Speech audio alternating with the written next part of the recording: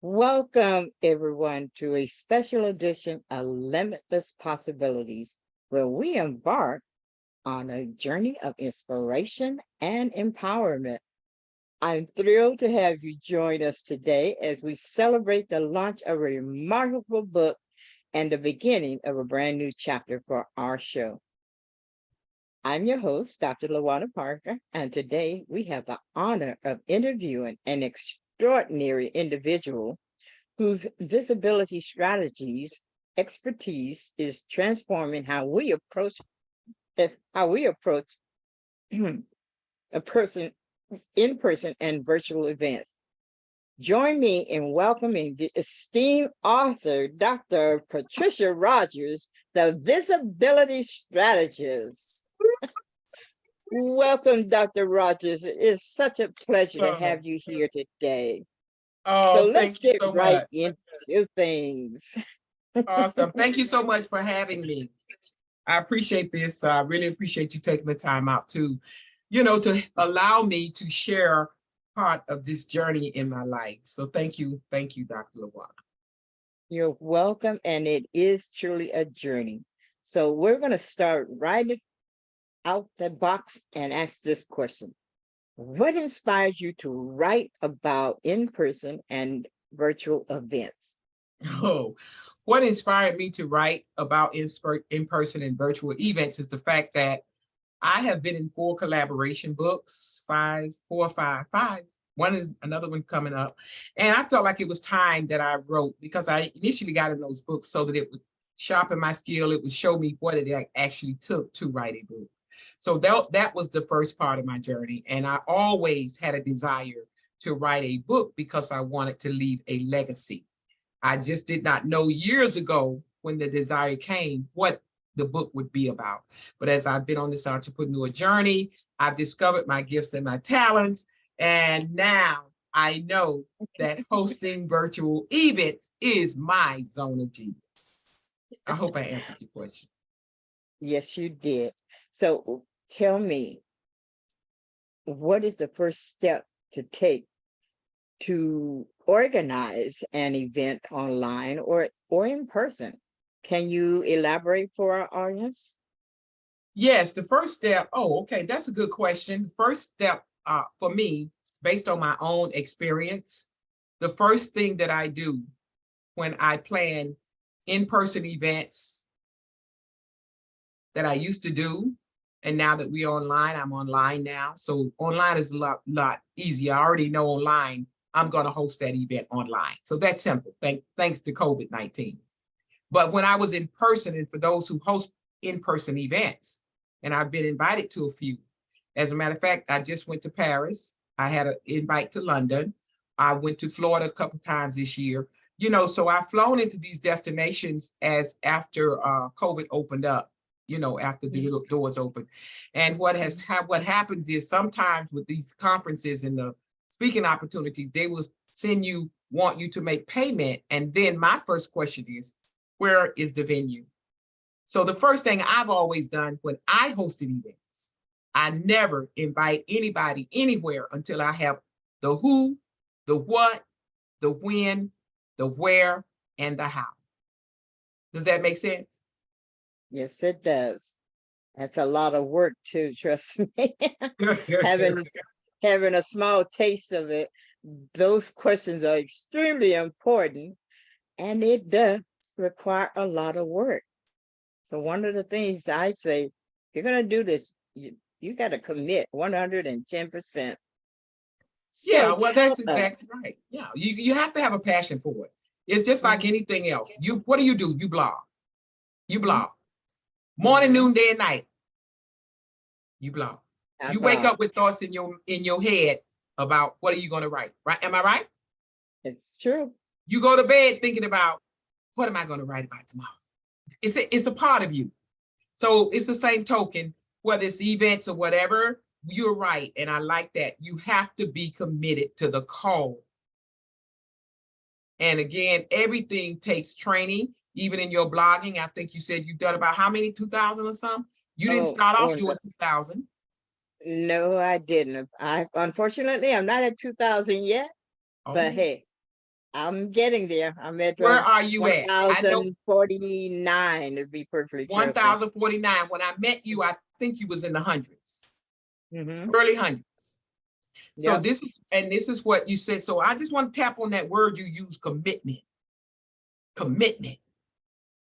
You cannot have success without making a commitment.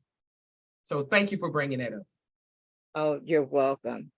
Commitment and discipline. Now I'm going to add that one in there too, because you've got to be disciplined. Absolutely. So, what are some important tips you have for planning and executing a successful event?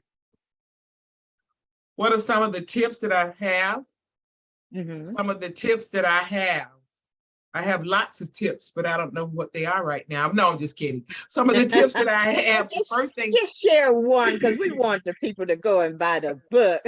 yeah, the first tip that I would give to any and everybody if they're going to host events, if they're going to do anything as a business, please make sure that you are adept in using the social media platforms.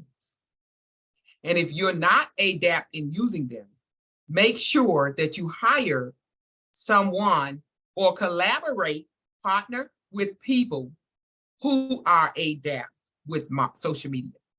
Because everybody, the majority of the world is on social media. And I've saved social media because we have so many tools, and this is in the book. The messenger is called the power tool. So just being good at social media does not mean that you just have to be on Facebook or you have to do a live. There's so many features and platforms features to Facebook that you can still get your message out. And I definitely recommend learning how to master that little thing that we call the messenger. You can call in the messenger, you can video in the messenger, you can schedule in the messenger, you can take pictures in the messenger, you can video, and it's just you and that person that you're trying to talk to. You can have so much fun in the messenger. That's just one tip, but it's a whole lot more. Go ahead. You've I hope I implied answered that your that is question. extremely important uh, for us. So it sounds like to me that being adept at social media is extremely important, and that we cannot bypass it in this new world that we live in. Well said. Well said. And we do have to keep up with the trends. It is what it is.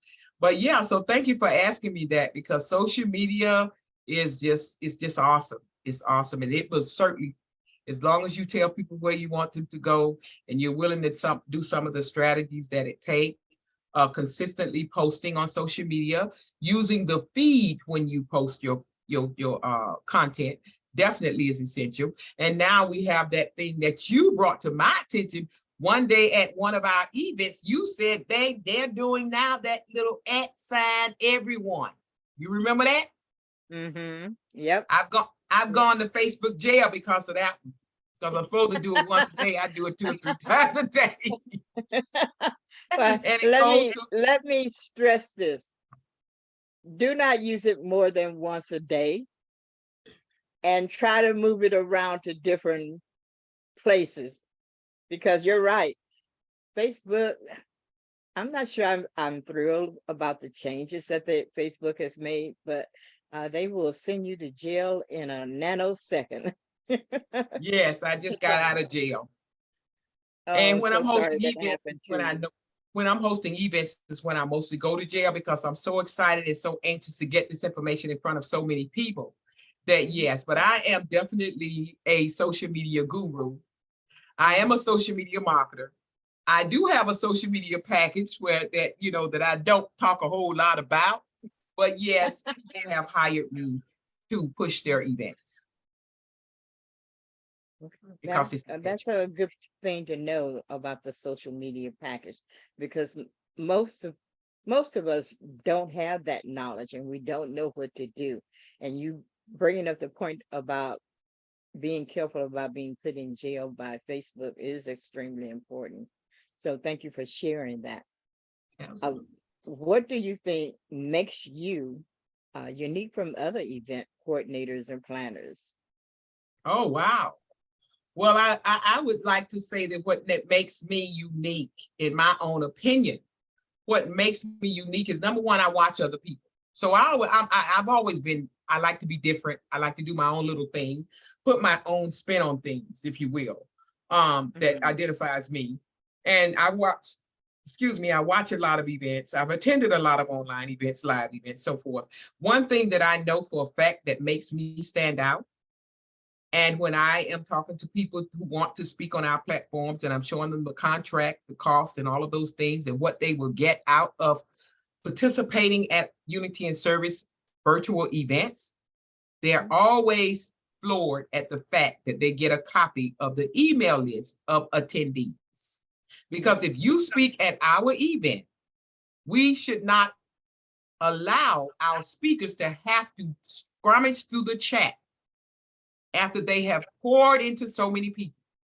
So I make it easy on Unity and Service behalf to make sure they get the copy of the email list exported from our Gmail system. All they have to do is drop it into their Gmail system or email system, whatever they use.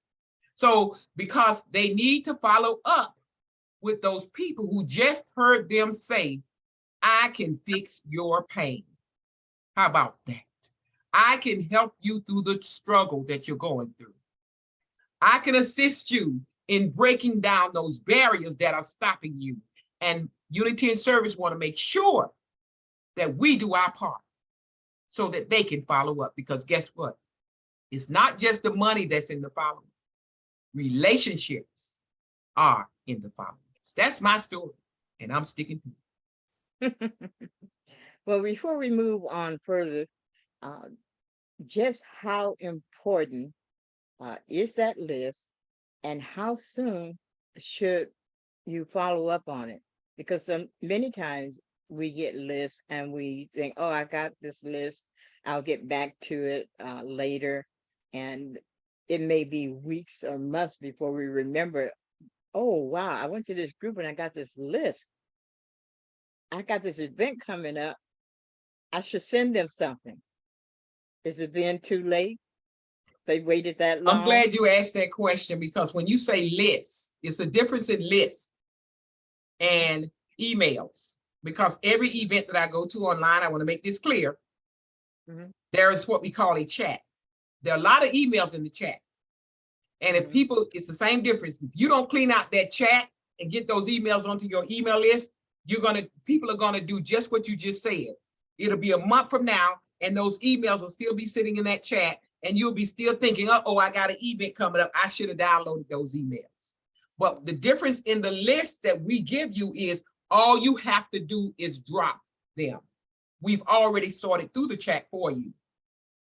So I want to make that clear, because an email list, I've spoken on many summits because I have over 5,000 emails. Just over five, all I wanted was over 5,000. I'm over that, but I'm just saying, I have more than that. But they say 5,000, I'm like, sure, and I speak for free, because they know that if I have a certain number of emails, I'm gonna push that event.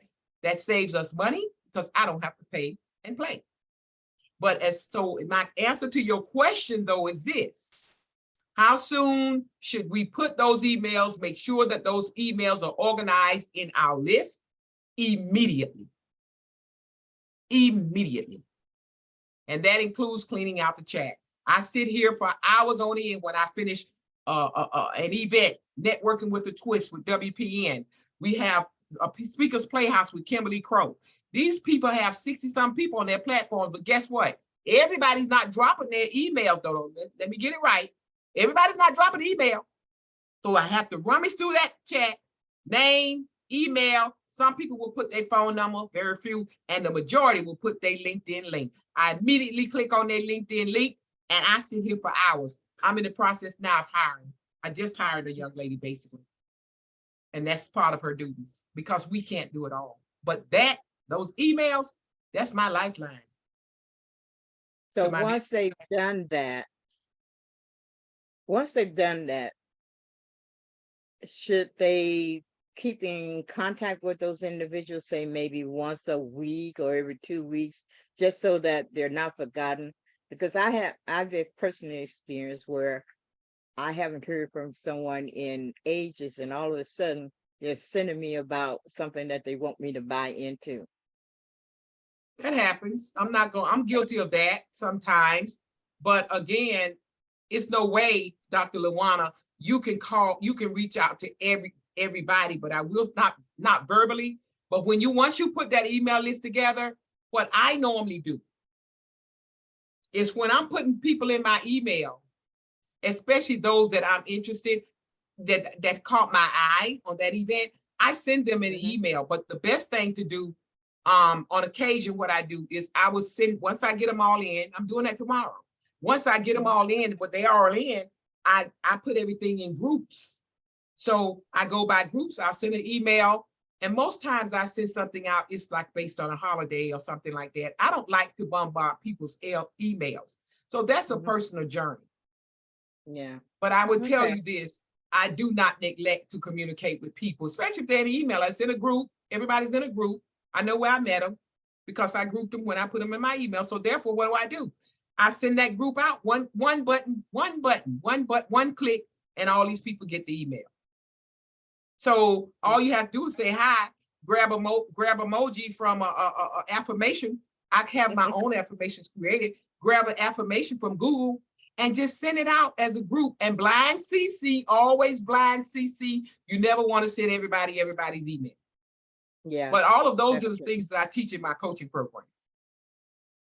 Okay, well, thank you. Yeah. And I didn't mean to get us in another direction, but I personally feel that that's one of those important things that sometimes get neglected, despite how often we hear the follow-up, the money is in the follow-up. Yeah, you're right. Well, it's just like Okay. anything else. Consistency is important, and you do need to reach out to people on occasion. I'm not a person that sends out autoresponders. Everybody has to work their business the way that they should work it. And when something is not working, what do? We tweak it. Napoleon Hill says that. Well, your idea, if it's not working, you tweak it. I can't tell you to email a person every week. People have all kind of rules to the game. You have to do what works for you. And the only way you're going to know what works for you is try it.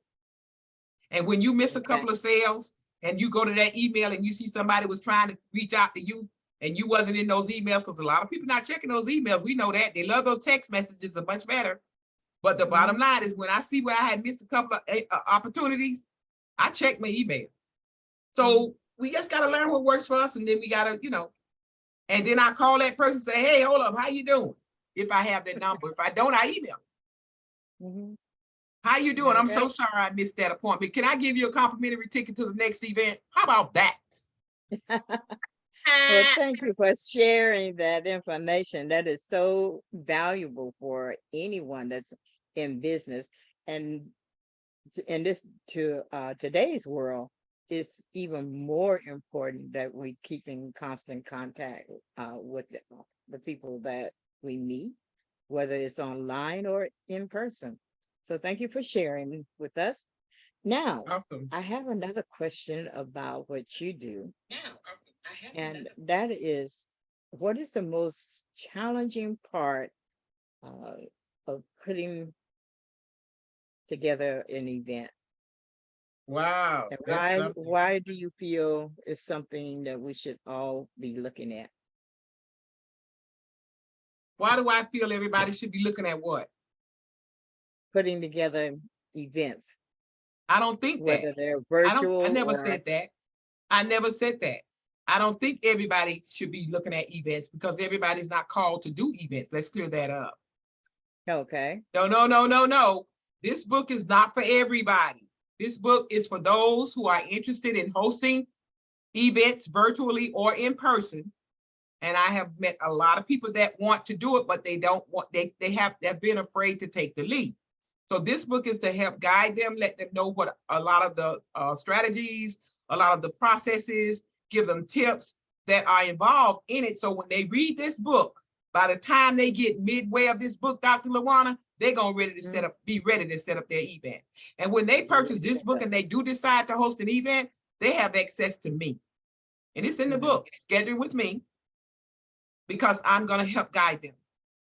So for those who are interested, who already host events like yourself, this book will assist you in giving you some of the more of the tips that I have done that you may not know or you may not do, and you implement and bring it together, because we all learn from one another. So Okay. I hope that I made that answer the question, because no, this book is for those who want to host events. And the reason I said for those also who host free events and they don't know how to ask for the sale, we want to turn those free events into paid events. That's what I do. That's what I coach on. Yeah, I Visibility think that's strategies. something. Yeah, I think that's something that a lot of people could use, because I've heard people come saying, I don't mind doing the free events, but I don't get any clients, and so if you can help someone be able to take that free event and make money from it, that's one good reason to go out there and purchase that book. Right. So Yes, we want to, yeah, events are a business. We get paid for mhm, make events because you have to set up a platform. You have to, all these virtual backgrounds. I have to pay a graphic designer. We have to, you need web developer, it has to go on your website. It's just so many, you're right. You said it earlier. It's a lot of nuts and bolts, but I mhm. am very analytical. People who are analytical will be very good at hosting events, because I love putting puzzles together mentally, so I mean, yeah, but it's, yeah, definitely. And hosting events is a business, and you can increase your bottom line. I think you hosted one, am I correct? I've done two. Yeah, did two you of did them you since increase I your bottom did line you. did Yes, you it increase your did. bottom line? I definitely did. Absolutely. So that's what it's all about. And that's, I always say, it depends on you or me or each individual how much they want to charge. Mhm. That's up to them, but the bottom line is, I always say, it's always more than, if I don't get 100 people on my platform to buy a ticket or whatever, I always tell God, thank you for the 50, the 20, the 30, because we have different events come in different levels. Workshops a little bit different, events, conferences, it depends on how many people you have in the event, depends on how many people in the event will push the event. I pay people an affiliate fee to assist in pushing the event. And some people still won't push. I'm good though. I'm a social media mom. I remember when you first started doing these events, and I purchased a ticket to attend. And if I remember right, you had something like 100 people that were on that event, and I thought, wow, how did she get that many people to show up for this? But it was exciting. It was still new, and people were gravitating to things like that. And so Yeah. that's awesome. You are the forerunner to all of these virtual events. So, what are, well, let me ask you this. How has the rise of virtual events changed how we connect with people and do business? Ooh, that's good. I love that. In my own opinion, I think that for me, a lot of people was waiting on the doors to open so they could go back live. That's fine. That's great. I go out live and speak, but as for virtual, I hosted in-person events. But for me, virtual, for me, it's better because it eliminates stress. It saves time. Stress meaning you got to block off rooms. You got to go to find the venue. You got to burn gas to do all of that. You got to take time to do all of that. You got to make sure you meet with the right people, which means you have to make appointments to set up those appointments with the hotel, the venue or whatever. And so to me, and then I'm going in, and when you host that event, you never know how many people are going to show up. That's any event. Do you agree? I definitely agree. I So went to one. therefore, online, Mhm, virtual, for me, just to get dressed, get mhm. pretty, like me and you're doing right now, and sit down at this computer and just do what we do. And then when we hit that button that says end this session, we get up, we go to the other room, we take our clothes off, we put on our whatever play clothes. We never Mhm. burn gas. We didn't burn no extra energy. So to It is me, an and awesome guess way to what? meet people. Right. And everybody that was on that platform get to do the same thing. And there's nobody lost out on anything. And that means if they don't show up, guess what? You didn't lose anything. But when you pay for food out there and people don't show up, now you have what's the word I want to use? Now it cuts into you've lost money. Yeah, I'm just gonna put it that way. yeah. It affects your it affects your income, your Mhm. return on your investment. So that's my thing. So I think I can meet as many people here on a daily basis. They schedule on my calendar. We sit here. I may have met so many people on my calendar just sitting here, just like me and you doing. Every week, I'm talking to somebody. So in my opinion, thank you, COVID-19, because you have made my Absolutely. life complete. Absolutely. Well, I have one last question I want to ask you, and I know people are dying to hear the answer to this. How do you make money as an event coordinator?